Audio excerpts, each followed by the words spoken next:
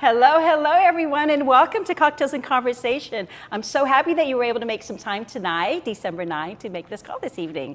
So while we wait for others to join the call, as you know, if you've been with us any time during these last 5 years, you always like to do a little bit of wait a little bit just to get everybody in the room, and we'll start you off with a few questions to get us started for this session. So while we're waiting, if everybody could please put, as you can see, we're here live, so this is really super cool. We're really excited to be able to be here in the Spurgeon Hall, but we'll get into that in just a second. But while we're waiting for others to join the call, if you could just please put in the chat, I'm going to be looking at our phones where you're calling in from. Number 2, because we have Dr. Day with us, please put in who your favorite student athlete is, Purdue student athlete. And then number 3, I'll do in a second. So if you could just answer those 2 questions. Number 1, where you're calling in from, please. And number 2, who is your favorite Purdue student athlete? So Dr. Day, we've got Miami, people calling in from Miami, Carmel, Houston, North Carolina, Greenwood, Indiana, Atlanta, Georgia, but I'm in Dominican Republic at the present time. Are you kidding me? What is the temperature like right now in the Dominican Republic? Can you put that just so we can be a little bit jealous? Hey, we've got Mark Herman on the call. Do you know him? Yeah. Hey, Mark. Nice of you to make it this evening. Thank you. Atlanta, Elkhart, 75 degrees. Okay. Does anyone know? Do you know what the temperature was here today? I can't recall. 25. 20. Okay, do you hear that? You're not envying us at all, right? Okay, 75 over there in the Dominican Republic. From Arizona, West Lafayette. Hello, hello. Oh, that's Kay. Hi, Kay. And then, ouch, LOL, Rick Mount.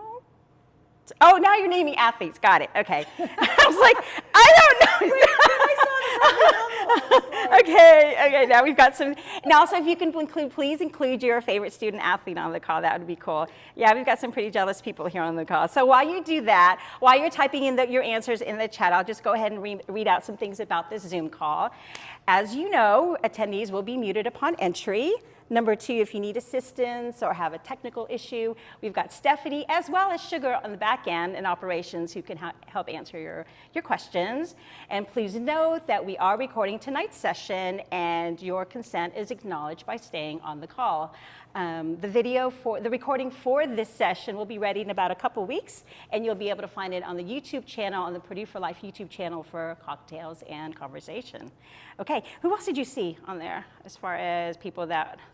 Joel. Bob Greasy, he's a good one. Okay. Oh, Mike Allstad. I love watching him play. Is your sister answering? She said, too many to list. We've got over 140 years of Boiler fandom here. Yeah, okay. True. Hi, Lori. So glad to see you on the Lori. call. Hey, Mom. I saw you a couple weeks ago. Okay, well, awesome. Thank you. Thanks for answering those questions. Okay, let's go ahead and get this. One more question before I get into about the Purdue Women's Network and then formally introduce Dr. Day. I'd like to know who in the audience knows Dr. Day. So let's see if you can just go ahead and post your answers in the chat. I'm going to name 3 things, and you're going to tell me, hopefully I can do this, 2 truths and a lie. 2 truths and a lie. Yeah, 2 truths and a lie. 2 truths and a lie, okay? Number 1, has Dr. Day ever visited the Great Wall of China? Number 2, ridden a camel, or 3, can do the worm. Which one is a lie and which one are true? So just maybe say which one is a lie, okay? Has she visited the Great Wall of China, ridden a camel, or can do the worm? Worm is in breakdancing? Really? Okay, then she has to be able to do that because wouldn't know what that technical term is. Okay. Oh, someone said do the worm was the lie. Okay, so we've got 2 great walls and a worm. Okay, that's funny. The wall, okay, well, wonderful. Would you like to tell everybody? So they're all truths because I don't like lying. So all 3 are true about me. I've been to the Great Wall of China, I have ridden a camel, and I can do the worm. And have done so many weddings. I'm very famous for it. Yeah, even my own wedding in my wedding dress. You did the worm. Yeah, there's video somewhere. There you go. We've got to see a video. We've got to find it. Okay, it's a homework assignment tonight. Everybody start Googling and see if you can find Dr. Day doing the worm at her wedding, of all places. That would be fun. Well, that's great. Well, thank you. Yes, we tricked you. Well, she tricked us, because I found that from another presentation that she had given. So awesome. So thank you, everybody. Okay, just a few reminders. We've got 3 major events coming up that I want to make sure that that's on your calendar. The first, the next Cocktails and Conversation is going to be with Dr. Rola Kaike. She's the founder and leader of a global health workforce company, who began her studies at the School of Pharmacy at Purdue at the age of 10. So she'll be featured next month on January the 13th. So hopefully you'll be able to make that. February 28th. Boilermaker Ball. Please put in the chat if you plan on being at the Boilermaker Ball. Just put a yes or a thumbs up, something like that. The theme is Midwinter Night's Dream, and think Enchanted Garden. And I've been told, please don't come dressed up as a fairy. Come as a walking tree, or think, what did I say? Beauty and the Beast type of imagery of the forest. Can I just wear a lovely ball gown? Yeah, well, I'm going to get you at the door. Awesome. I think we've got something going on with the medical network the day after. We do. So whether you're in town for the ball or just happen to be local to Indianapolis or Central Indiana, we are having the Purdue Alumni Medical Network post-ball brunch on Sunday morning, March 1st. It's going to be is it Steel and Spoke or Spoke and Steel? Ooh.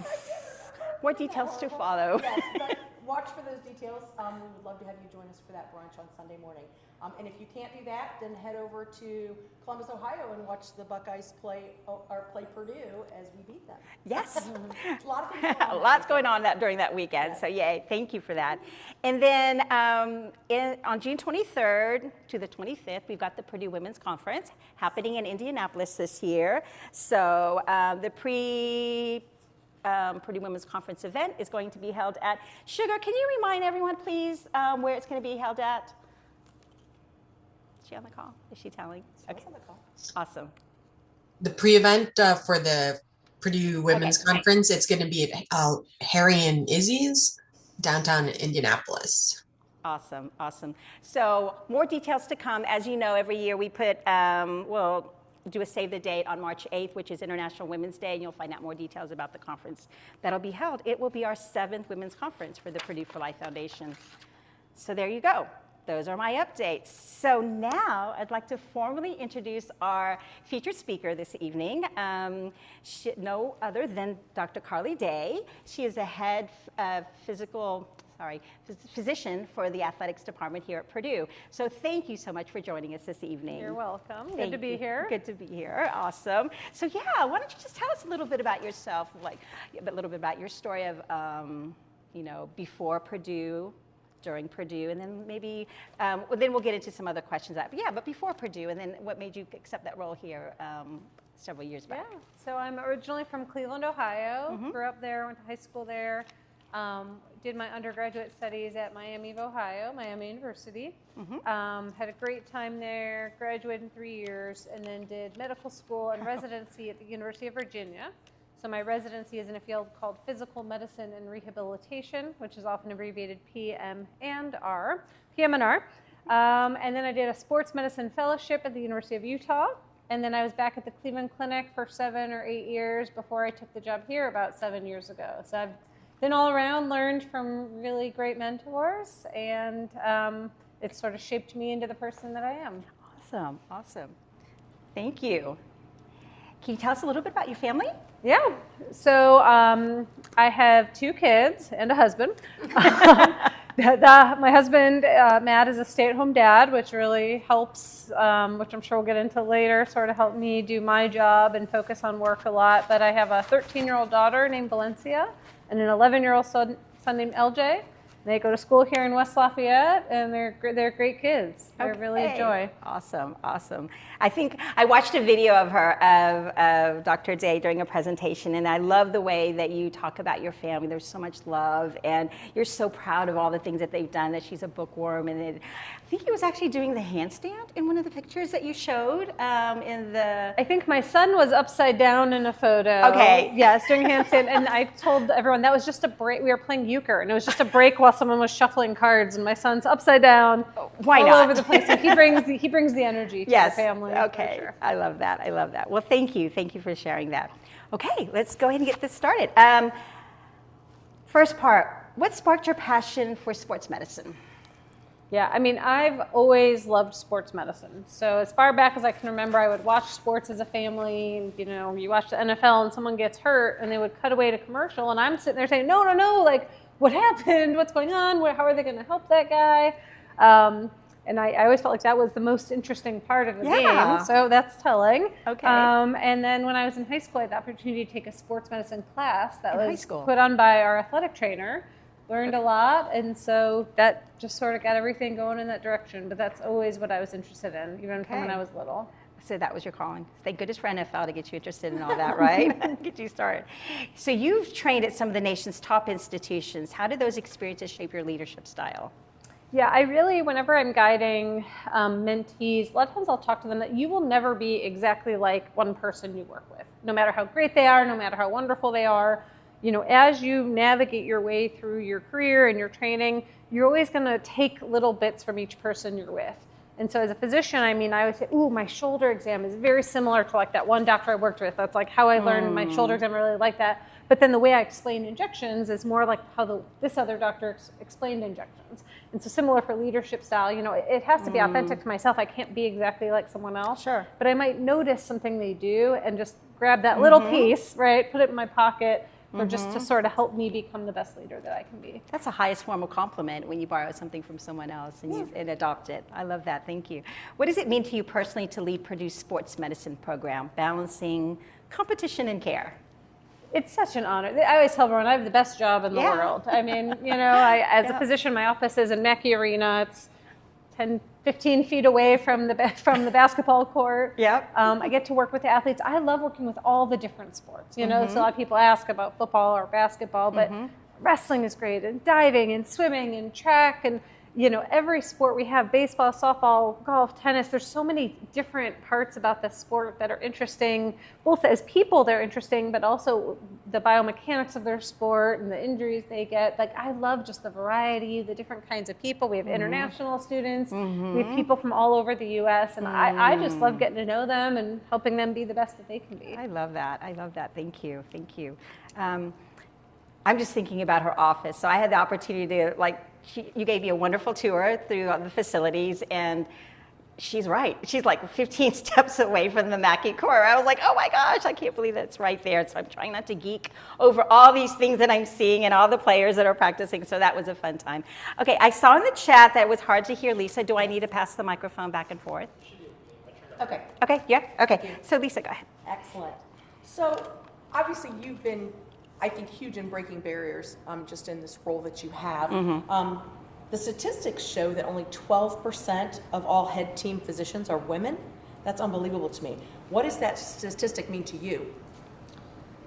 Yeah, you know, it's interesting because I actually published that study. So I published that in JAMA Internal Medicine, looking at the breakdown of gender and primary specialty of head team physicians. And you know, I've never, I know it sounds cliche, it's like, oh, I didn't notice it, but I really don't, because I think I've always had really great opportunities come to me, and I just feel like it's not really like the gender, it's just what you bring to the table, and you bring a passion for sports and energy and the ability to care for people, the ability to explain things, provide advanced treatments.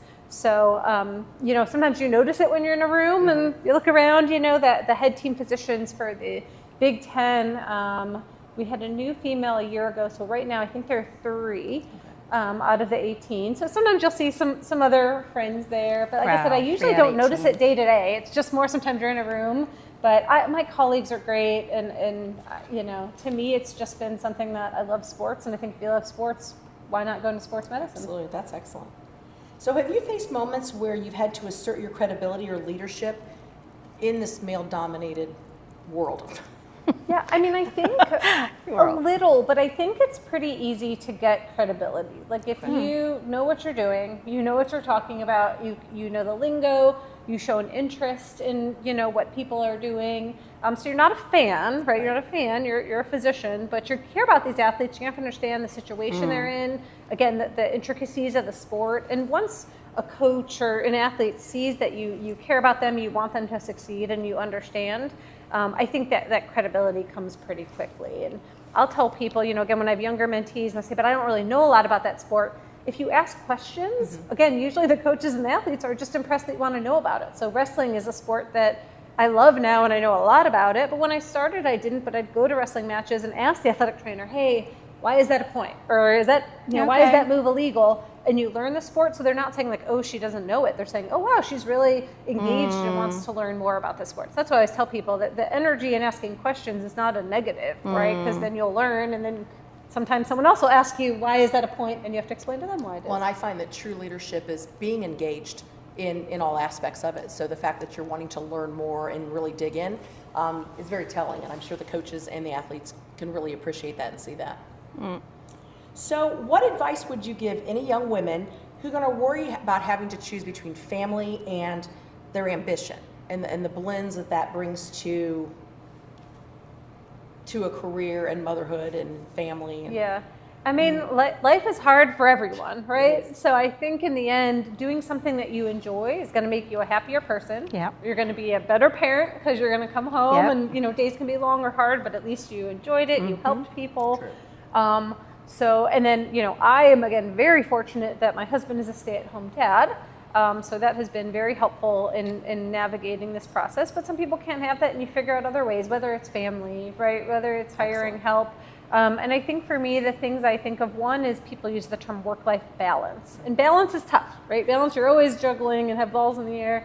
So I tend to use the term work-life integration. So my kids have been to a Final Four, right? They've been to bowl games. They've gotten to, you know, meet some of the women's basketball players. Like they have some perks to my job. Right. So like, you know, instead of saying like, no, here's work and here's life, like it all blends together when you have a fun job. And I've really enjoyed it. I feel like I do get time with my kids. When I'm with them, I put my phone down and make sure I'm engaged with them.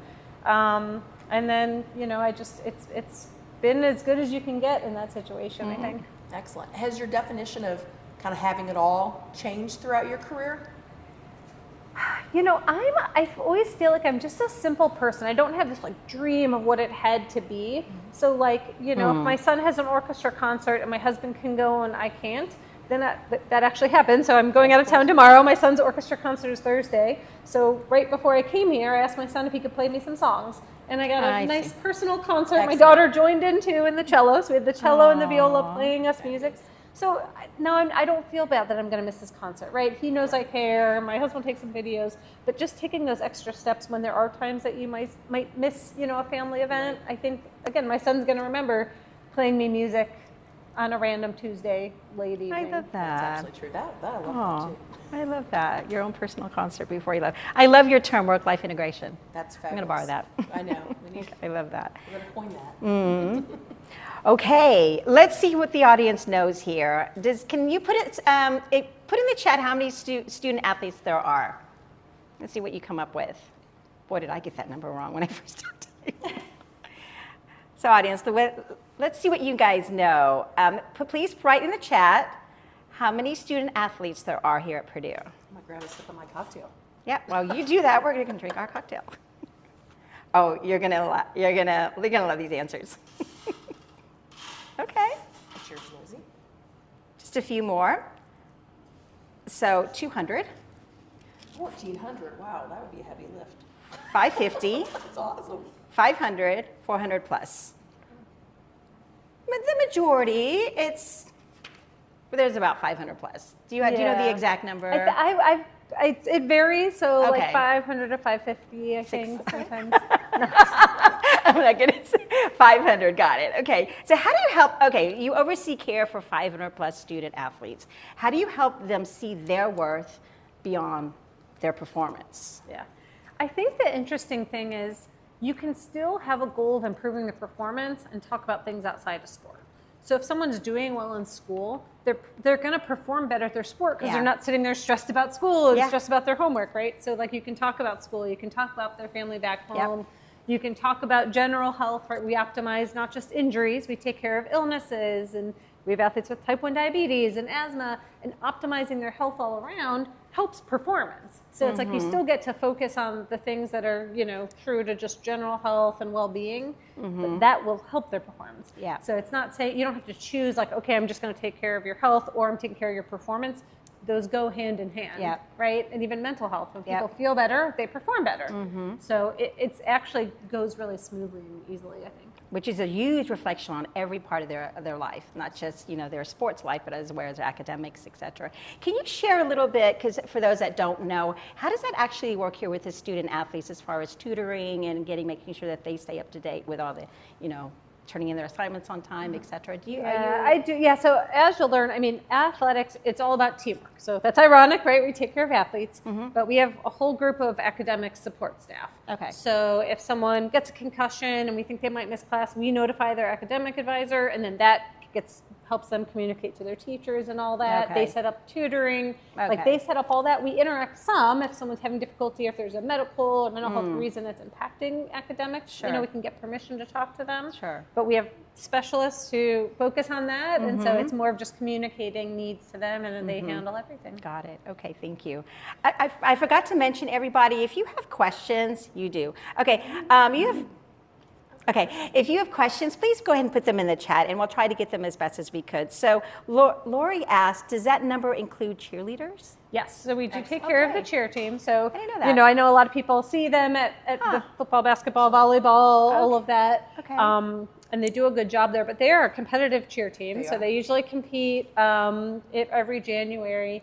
And they train so hard. They're doing 2-a-days, hours over winter break, throwing each other in the air, flips. I always tell people. As a physician, you might be going like this, right? I always tell people, I'm like, go to the cheer practices in the winter and winter break when they're training for their competitive season, and you will say, wow, those are athletes. Those are incredible athletes. Absolutely. So yes, we do take care I'm of glad cheer. that you do that. My family's very, very supportive of the cheer and the Spirit Squad, and so my mom and sister actually will be at Disney Sports in January. They go every year. That's something on their calendar that they just don't miss. So, and I'm telling you, these cheerleaders, there They're are true engineers in there. There are speech language pathologists. They're pre-med. There are really incredible women who are very athletic, very intelligent, and represent the university really well. So Dr. Day, you mentioned you should come and watch them. Is that open to the public? How are we all supposed to?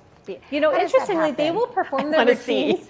They do perform their routines either at halftime or after some of the men's and women's basketball games. So sometimes that'll get advertised on social media if you keep an eye out for it. I'll definitely do that because I'd love to be able to see that. But again, that. that is they'll do their sort of competitive thing, but they're practicing that for 4 hours over and over and over and over. The grueling, how grueling that is not what you're going to see there. You'll see the quick few minute presentation. The beautiful choreography. Yep. Okay. So you've done a lot of research in areas of mental health, iron deficiency, sleep.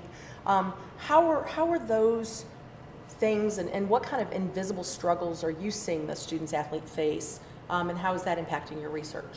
Yeah, one of the nice things about my role here is I can get to know them, and we can focus more on fine tuning. I think sometimes it's hard as a physician in the community, you're seeing patients, you're trying to put out fires, right? And here, because I have a 15-minute increment. Yeah.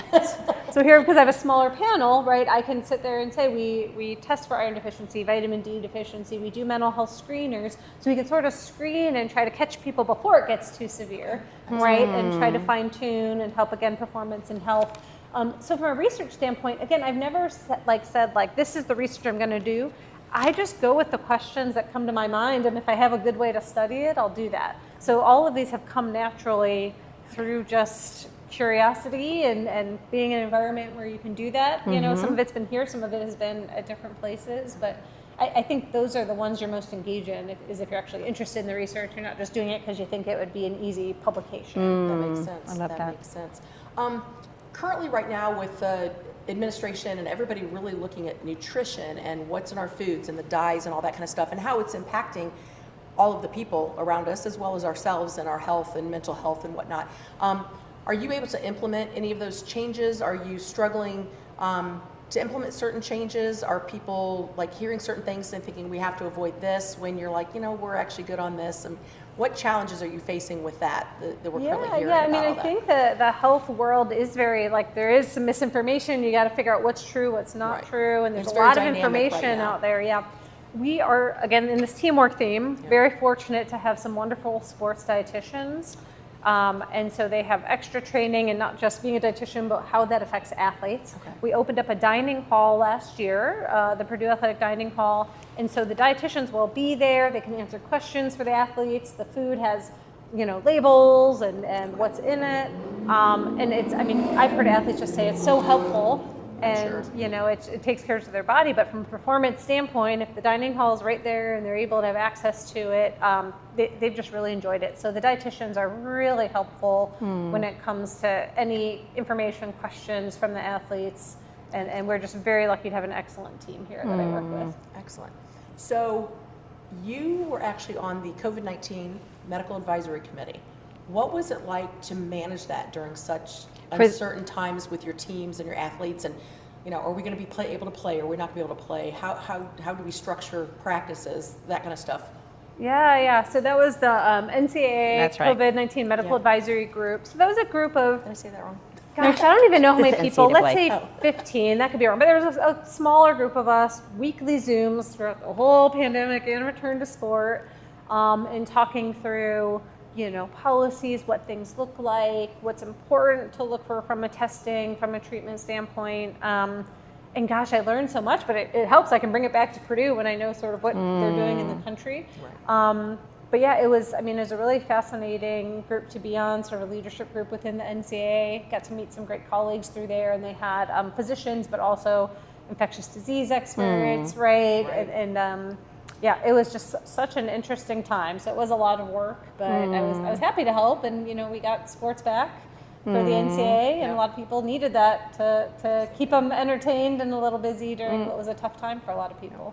So you're also the team physician for the U20 women's U.S. national team for soccer, correct? Yep. Yeah. So how does caring for athletes on this global scale or stage differ from a local collegiate level? Yeah.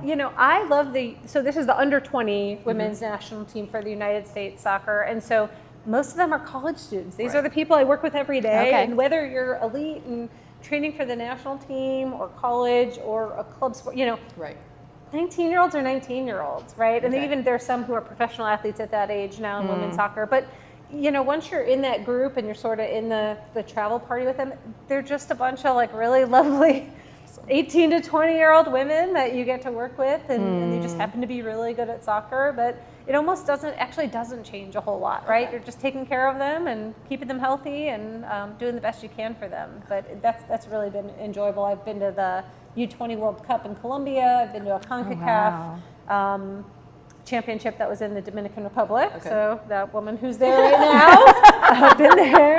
It's been a wonderful experience. And we've got World Cup coming here is it next year?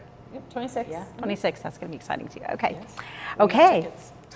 You do not. We do. Okay. My son loves soccer, so he bought us tickets for Christmas. We're doing experiences this holiday season. I love that. Okay. Let's go to, as president of the American Medical Society for Sports Medicine, what are your biggest priorities for advancing the field? Yeah, that's big. Yep. So it's 5,000 members. So the American Medical Society for Sports Medicine is a physician-only sports medicine society. So there's some other societies that have other of the groups like physical therapists and athletic trainers. This is physician-only, over 5,000 of us. And I'm the president this year. So it started in April of 25, will end in April 26. And again, I really enjoy being in these roles where you have a pulse on what's going on nationally. We have all different committees. So there's a practice and policy committee. I was on a Zoom last week with people from CMS when they're talking about how to integrate technology, for physical health in rural areas. And so you just get all these really interesting experiences that you wouldn't get otherwise. So again, we have a practice and policy committee, an education committee, a research committee, and you just sort of get to know what they're all doing. And I've sort of felt that, I think some people call it servant leadership, but I didn't come into the presidency saying, this is what I'm going to do. I sort of see what's out there and try to guide, the best I can. And then if I see opportunities come up, I'll throw those out there. So, we've created a couple of interesting opportunities to exhibit our society at some events we hadn't been to, like the National Medical Association, the Latin Medical Student Association. So, we're reaching out and getting to know different groups of people. But it's just been really interesting, and I've enjoyed it a lot. Can you tell us a little bit about the membership there with the 5,000? What is maybe the gender breakdown and also the age group? Yep. So the Sports Medicine Society is about 29% female. Okay. And there's a mix of MDs and DOs. So I want to say it's about 30% DOs, the rest MDs. There's a mix of family medicine, internal medicine, pediatrics, physical medicine, rehabilitation, and emergency medicine. So a mix of what we call the primary specialties, but we all specialize in sports medicine.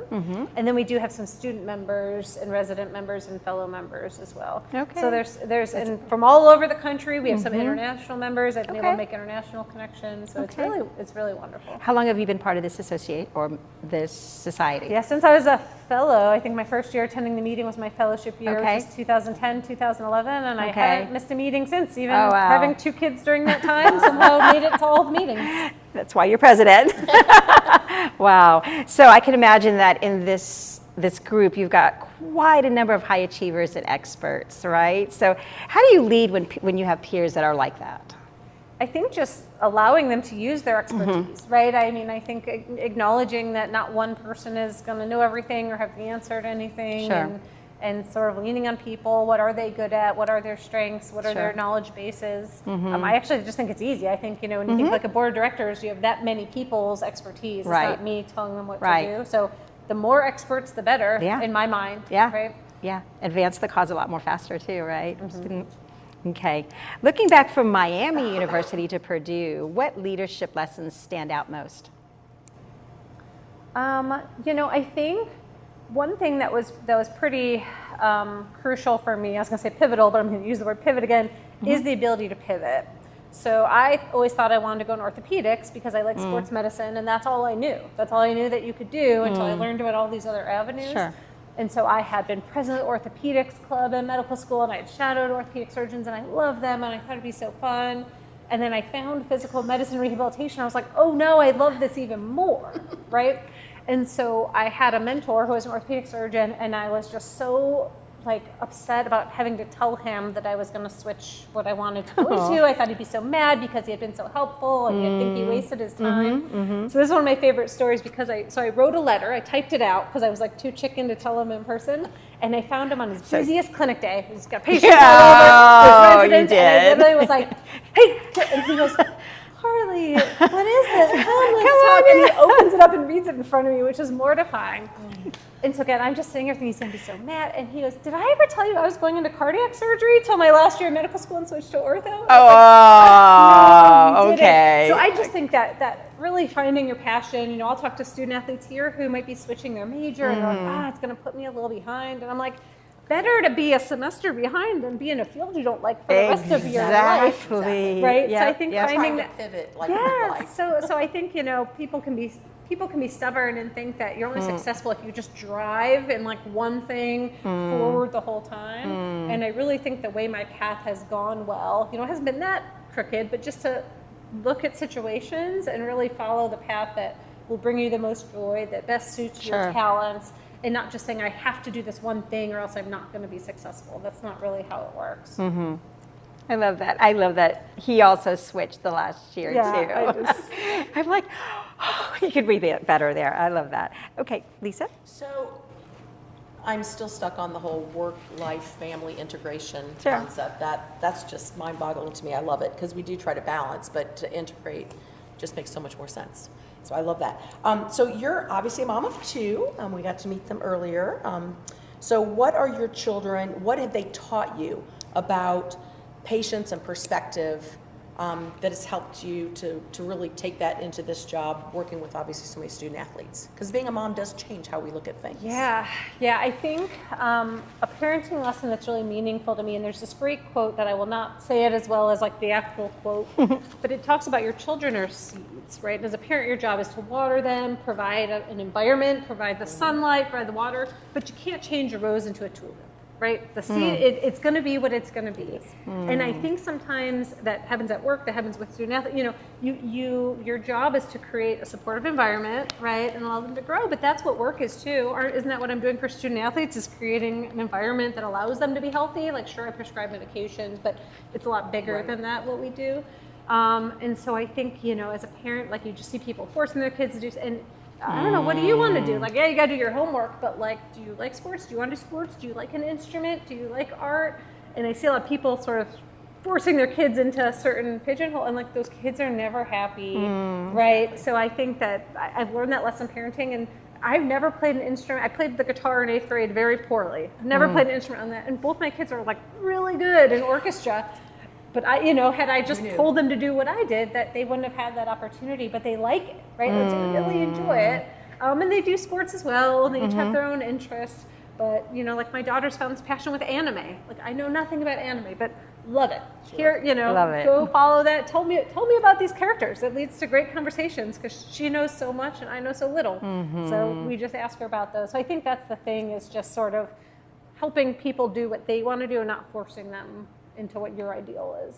And then putting them in situations where they can discover new things that they would have never known otherwise.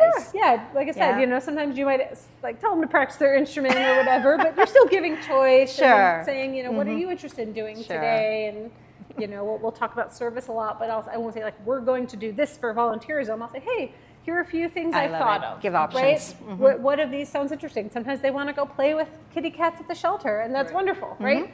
And sometimes they volunteer at Food Finder. So they have different opportunities, but I think letting them do what they want to do and giving them those choices makes them actually, like, enjoy it. Absolutely. Curious, what instruments do they play? Cello and viola. Wow. I played viola. Not well, but I played it. Cello and viola. Wow, that's wonderful. Okay. I do love the strings instruments. So what are boundaries and rituals that you've implemented in your family to help keep all this chaos at bay? Because obviously, like, you're flying out tomorrow morning, you travel a ton, you're on Zoom calls probably sometimes late at night, you know, you're dealing with people in different time zones. So what are some rituals? Obviously, having a husband that's able to stay at home with the kids probably is huge, but are there any specific rituals or boundaries that you guys have set to try to keep that chaos at bay? Yeah, I mean, most days we have dinner together. It doesn't always work with my schedule, but that's a good time, again, to not have phones, ask about the day, get some funny stories from the kids.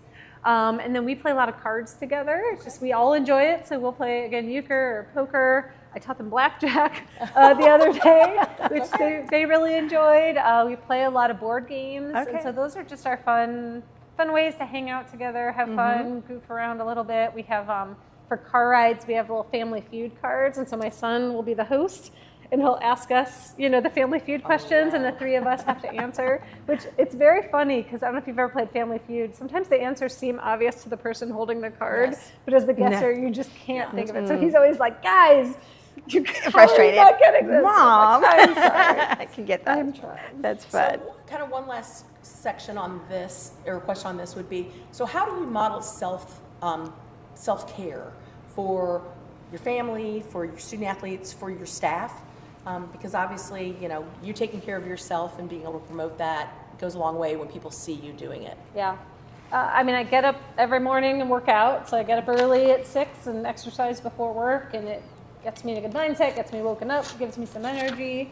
So I you know, do that every Monday through Friday, and on weekends we just try to be active as a family. But yeah, so I think that, you know, I understand exercising and having some minor injuries and working through them just like the athletes do. And, you know, I think that it always puts me in a better mood. If there's ever a day where I can't work out in the morning, I can be a little grumpy until I get my coffee. Interesting. Show by example. Do you do like family activities or sports on the weekends with your family? Yeah, we're pickleball is a big. Oh, I love it. We have a very aggressive, competitive pickleball family, but it's great because any of the four of us can play like against each other and have a good match. Right. So very competitive family. I'm probably the least good out of the four of us, but that's okay. Yeah, so that's our big one. I love that. Okay, fun. that's fun. And that's it. We have courts. Do we have indoor courts now at the CORAC? I don't know. I was I have thinking yet the to only. play. Really? I have yet to Oh, play. it's so much fun. It's so much fun. You Actually, can pick it up pretty There were easily. people talking about doing that as an activity next year for the Purdue Women's Network for the event that we're having in June. Oh, okay. There are people talking about possibly doing a golf outing or a pickleball outing. Okay. So That's fun. whether you get looped into creating that, I don't know. Okay, yes, I People were probably, talking well, you last did year mention at that the to me. conference that would be fun. So Okay. maybe I could play then. Okay, got it. But pickleball is fun. Okay, let's just talk about what do you want people to say about you after? So what do you hope your legacy will be at Purdue and in sports medicine? Yeah, I mean, I gauge my legacy on if the student athletes feel like they got Yeah. excellent care. Yeah. I think that's like, to me, the ultimate decider Yeah. is that's what I want. There are a lot of other people I interact with, and if they appreciate me, that's really wonderful, and it makes me feel Sure. good. But I once had an athlete, they have access to me. We basically almost like have a walk-in clinic. They can see me anytime I'm here. They can come and see me if I'm available. And I had an athlete once who was a senior, have a rash, and it just popped up, and he said he wanted to see me, and he comes and sees me, and he's like, Dr. Day, this isn't the real world, is it? Like, next year, if I have a rash, I can't just like walk into the doctor's office. Like, you have to schedule appointments, or you have to pay. And it's so funny. Anyway, so I thought it was funny that he was having this realization. But yeah, so if the student athletes feel like while they were here, they were well taken care of, Yes. I think that would be a good legacy for me to leave behind. So you've been here for seven years. Have you had athletes come back and say, just drop by and? Or, Yeah, I mean, I'll see athletes sometimes that come by. Sometimes they're coaches. So you have Sasha Stefanovic on the men's true. basketball team was one of my athletes. Right? Oh, fun. Okay. So some of them turn into coaches. But yeah, every once in a while they'll stop by the training room. And honestly, their relationship with their athletic trainer is way closer than their relationship with me, because they spend every single day with them. So usually they'll come back to see the athletic trainers and pop their head in and see if I'm around. But they come to you for the tough things, right? So. Usually they just say hi. Okay. It's nice. Okay, love that. So if your younger self could see you now, what would she be most surprised by? I've always been a confident person. I think my younger self would have been like, yeah, that's right. You did exactly what I thought you'd be. I think that I always was just really driven and figured if I worked hard and did things the right way, good things would happen. And where do you think you got that confidence from? I literally think I was born that way. That's Okay. what we're talking about with kids. Like, Yeah. I mean, some people do need to install confidence in them, but I just always felt like, you do the right thing. It's not the easy thing, and you do things the right way.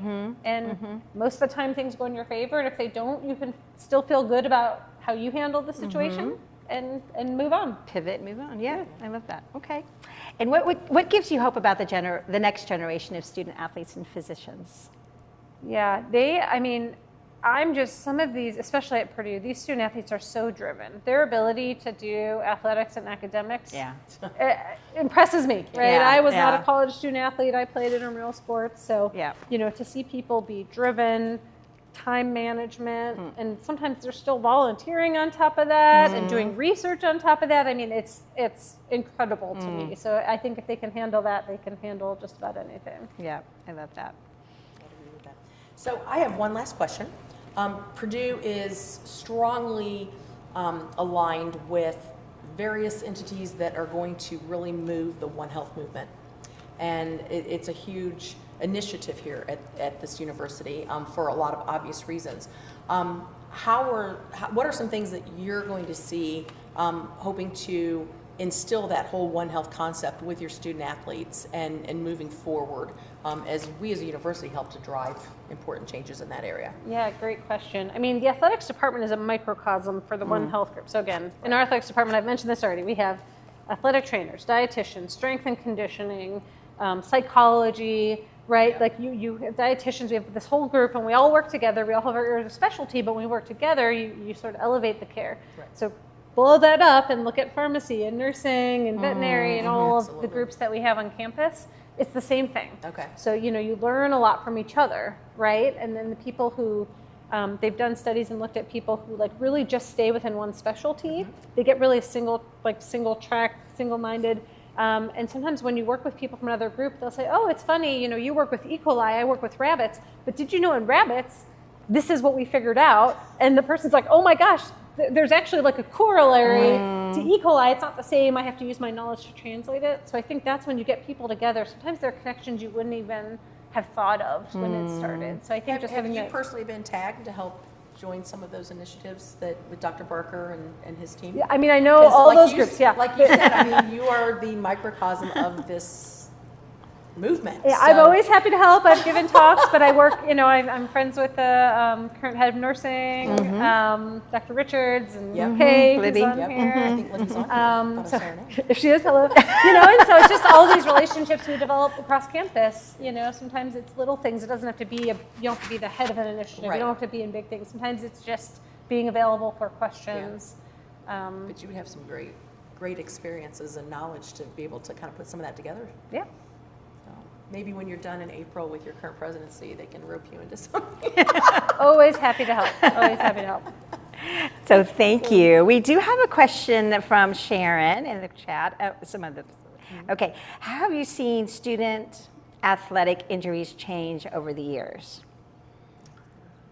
Yeah, I think maybe one of the biggest changes is freshmen coming in with having had more overuse injuries. Oh. So one of the big things in sports medicine is early sports specialization, right? So someone's been doing the same sport since fourth grade.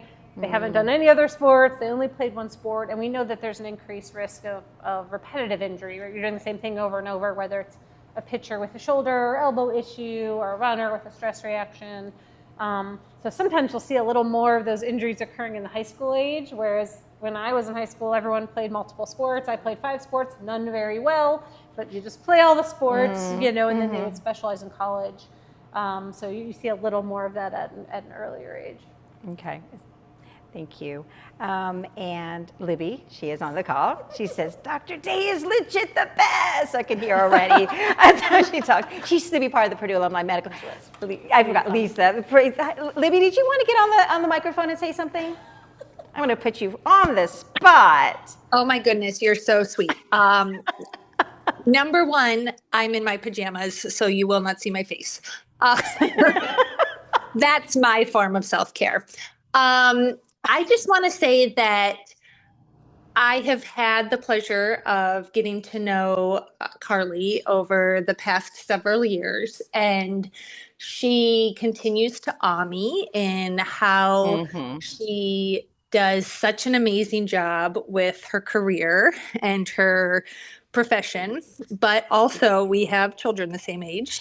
So we became friends first on the sidelines, and she's equally impressive as a parent, which is very, very hard to do. And she's a great role model for our female athletes who are driven, but also are considering having a family down the line, which I think is really important, that we can role model that it is possible to have this great fulfilling career and also have a fantastic family. And Carly, she exudes that. Thank you, Libby. That's very nice. Thanks, Libby. And hey, I've caught you with your pajama before on one of my cocktails. So hey, you're good, because we are going to do that photo at the end. So thank you for that. We do have another question from Lori. If you know of a student athlete who is struggling with mental health issues, what would be the first step in getting him or her help? Yeah, so again, we have an embarrassment of riches in the athletics department. We have 3 full-time mental health staff in addition to some students that rotate with us. Okay. So they have ready access. We have QR codes all over. So let's say someone knows a student athlete who's struggling. They have gotten all the texts and emails and QR codes, so they have access if they want it. And if if there's an avenue where they're worried about something, I always say they can come see me instead of the psychologist. We can chat, go through the list of what options are available to them, and just get to know them a little bit. So they can always come see me, but our sports psychologists are incredible, do a really good job. And how often do you see like other students reporting other students that might be struggling? Yeah, Yeah, it's interesting because obviously we follow HIPAA and some of that. So people will tell us things we can't say, oh yeah, that student's already getting help. But it's interesting, a lot of times people are already getting help. Okay. Right? So a lot of times we'll just say, if you guys see anything, you're welcome to let us know if you're worried about someone, and we will check in with them and make sure they're doing well. And, Absolutely. usually we're aware of what's going on, but every once in a while a new person is put on our radar, and we'll check in on them and see how they're doing. Awesome. Okay. Thank you. Nicole seconds that you are totally amazing. So I think you know Nicole too. She used to be part of the network as well. Kay, if you're on the call, you're welcome to turn on your microphone and ask your question or mention something. I don't know if she's able to, but we'll give her a second to do that. I would call. Sorry, I'm actually still driving. 3 more minutes. I get home, but I do have a lot to say. I will call back. No. No, I only have 30 seconds. Don't worry. I'm going to give to somebody else first because I'm still driving. First. No, go for it. You can go ahead and ask your question. It's okay. So I would like to know. Here we go. I mean, it's a lot of events going on, right? Different kinds of sports activities. Yeah. What is the most memorable, scenario or situation with the student athletes? Can be. I don't know. This question you did not know before, so maybe I'm not sure how comfortable you'll be able to answer. But No, something that's a good fun question. So first, I haven't shouted out our other physicians. So I work with a group of physicians, and there is a lot going on, and we actually work together. So right now, one of our physicians is on a plane with women's volleyball to Pittsburgh as they're playing. Right, we have another one over football. We have someone who covers women's basketball. So first of all, there is a lot going on. I have a team that I work with that are all wonderful, give excellent medical care. My favorite thing about that is I don't have to worry. If someone sees one of them, I'm not like, oh no, it's wonderful. Whoever they see, as long as they have access, that's all I care about. The most rewarding experiences really are not the high profile ones. So everyone knows it's fun to go to the games and go to the Final Four. That was very fun, very fun. But like the things that make me feel warm and fuzzy at night are people, if I've helped them with an eating disorder, right? The mental health struggles or like a significant injury. I mean, those are the ones that feel really meaningful to me. And sort of, again, make me feel like my training and everything has led up to really helping those people. And those are usually under the radar. Sometimes people don't talk about those issues or might not know who's dealt with that. But I know, and I see them succeed, and that's actually probably the most satisfying interactions I'll have with student athletes. I love that. Did you have another question, Kay? Oh, she might be driving. We don't want to make her get into her by driving, but if you do, you can just turn on your microphone. But thank you for sharing that. Okay, now we've I think that was the last question we'll take. So we're now at the rapid fire. And for some of you that don't know, at the end of the Cocktails and Conversation, I asked our guests just a list of questions, which they pretty much have to answer. If I had the Jeopardy song, I would be playing it, so if you can imagine that. You could do the background. Yay, thank you. Okay, so here we go. So actually I have 20 because we do have time, so let's go. Okay, I'm ready. Here we go. A misconception people have about team physicians. That they would put sports above the athlete. We would always put, the athlete above any sort of outcome of an event. I love that. Okay. The most rewarding part of working with student athletes? It's really knowing them before the injury is what's best, right? So that way if someone does have an injury, they're not like, who's this lady telling me I'm out? Yeah. So it's really the relationships, getting to know them, their families. Sure. Favorite Purdue sports moments so far? Okay, I think you've mentioned that, but go ahead. Favorite Purdue sports moments so far? I mean, like I said, the Final Four was fun, but Big Ten championships, I've been to some of those. Just big wins at home over teams. I got to go to Big Ten championships with wrestling last year. That was so much fun. Oh, that's fun. If you weren't a doctor, what career would you choose? I'd be a sports broadcaster. For sure. An analyst. Yeah. Oh, I love that. Which sport? any sport. Really? I could do soccer, football, basketball, baseball. I could can do we them all. imagine that? Okay, maybe could do it all. that's what you'll do after. Silent reporter in the booth, maybe in the booth because I don't like the cold. So Okay. I'll be in the booth announcing. I love that. Broadcaster, okay. Most underrated skill a team physician should have? Being a bridge builder. So with amongst all these groups, I know some of my colleagues work at other schools where like the dietitians, psychologists, and physicians and athletic trainers don't get along, which is just silly. So really making sure you're getting everyone's input and being able to work in a team, I think is actually undervalued because most people think physicians just do whatever they want and they're in charge, and that's not the case. Nope, you got to build those bridges. I love that. Who panics more during a game? Players, coaches, or parents?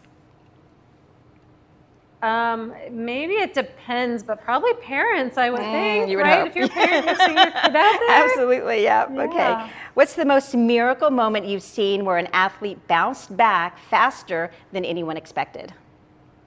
Oh my goodness. Well, I can't talk too much specifically about individual athletes. Okay, but maybe the sport? Cross country always amazes me. Oh. People come back from injuries and they're really tough injuries and they are just so driven. They are so driven and work very hard and do underwater treadmill and Ultra G treadmill, and they will train and train and train, as much as you let them. So their drive is really impressive. Thank you. What's the funniest thing an athlete has ever said to you mid-injury evaluation? They're usually just more like funny college-age kid phrases that I chuckle at or I'm not used to. Okay. But yeah, I've learned that I used to tell people the lab is open until 6 or 7, and I can no longer give that advice. So it is open till 7. I just tell them X-rays open till 7 because I get too many reactions. Yeah, I bet you do. What's one thing sports medicine taught you that everyone should apply to everyday life? I always say the do what is right, not what is easy.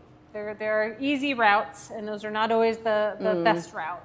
And so sometimes for us, whether it's, a star athlete has a concussion, like the thing that is right is not the path of least resistance, but you rely on your medical training, you do what's best for them, you explain to the people around. That's pretty much the Purdue way, isn't it? Do what's right. Love that. Yeah. If you could leave every audience with one powerful message, what would it be? These days, I think it's really important, just kindness. Okay. Goes a long way. Okay. Kindness is a strength, it's not a weakness. Okay. What's one stereotype about women in sports medicine that you love proving wrong? Yeah, I think sometimes people assume that the woman will take care of the women's team. Oh, yeah. And, okay. It's just interesting. Again, I've taken care of football, men's basketball. I do take care of women's teams and really enjoy them. And for me, it's nice to have a mix. Okay. What's the funniest self-diagnosis an athlete has ever tried to convince you was real? There are some entertaining ones. Just a lot of Googling. But now I feel like they will come in and say, hey, I saw this on Google, but I trust what you're going to say. Like, I just want to know, is this or is it not? Right? They tend to not come and say, like, this is what's going on. They'll just be like, I read this. I trust you. Is that true? And I'm like, I am totally okay with that, right? That is fine. As a pharmacist, WebMD is like our worst nightmare. Because everybody just knows everything. It's a little challenging. That's funny. What's your secret strategy for staying calm when a coach is definitely not calm? Yeah, I mean, one of the interesting things is if there's an injury where you have to go out to it, often the athletic trainer is either closer to me or they're running out there. And so a lot of times if I have time to walk out there, and as I'm doing that, I'm surveying the scene. I'm thinking about what happened. What was that mechanism of injury? What are the things I need to do when I get there? It just sort of keeps you calm, keeps your adrenaline from rushing too much. And so when you arrive at the injury, you have that ability to stay calm. Yeah. But I think, for those of us in medicine who have been in hospitals and run codes and, been in surgeries, I mean, it helps you stay calm. You've seen a lot. I've seen a lot in my training. Absolutely. 2 more. How often do people ask you for medical advice at parties? Every time or every single time? Well, I will tell people I'm always happy to help my friends whose kids have injuries. Because that is what I'm an expert in. But if they ask me questions of something I'm not an expert in, then I tend to defer and say I don't know if you want to even know my opinion about that. But, Awesome. But if they're asking me about injuries to family members, happy to help. But Awesome. Yes, all the time. Do athletes or your kids follow instructions better? Oh, that hard. Depends on the kid and depends on the athlete. But both usually do a very good job when you keep your expectations clear and written down. Love it. Love it. Thank you. I see that Kay's home. Did you want to ask them one question, Kay? Did you want to ask Dr. Day one more question? All right. I have some technical issue. I'm not sure if you can see me, but let me see. No, right? All right. No worries. Can you hear me? We can hear we you. can hear you. Okay, great. Well, I actually don't have specific question because I think you conducted the interview so well, and it's just amazing. And just like at the beginning, I said you have to interview Dr. Day. She's just amazing, and not just Dr. Day. She's so she's my hero, and she knows everything. And I can tell you secretly here that she's been my like kind of more personal doctor and a consultant. Like if there's any question about the joint or about like a pain, joint issues, I text her and she would help you out. I'm a primary care doctor myself, so I kind of feel like, wow, this is just awesome. And with her, I just feel so relaxed, and we're so blessed to have Dr. Day as our medical director for our athletes. And I remember 2 years ago, well, a year and a half ago, when we got the go into the final the men's basketball finals, and I put up a post. I say some heroes are without caps, and Dr. Day is exactly one of them, because she's there. She's here all the time to help those athletes, student athletes, the young people, to make their dreams come true and help make their dreams come true. And this is just incredible, and she's always there. And so just want to thank Dr. Day as well, from the bottom of my heart, as a friend, and also as you are like a private secret patient. Thank you so much. Thank you Great for job, being here this ladies. evening. What a wonderful Appreciate interview. you. Okay, before we end, we're gonna have to cut a picture. So if everybody, I know some of you are in pajamas, but if you could just show us your drink, and either Stephanie or Sugar will take that picture. Cheers, everyone. 2.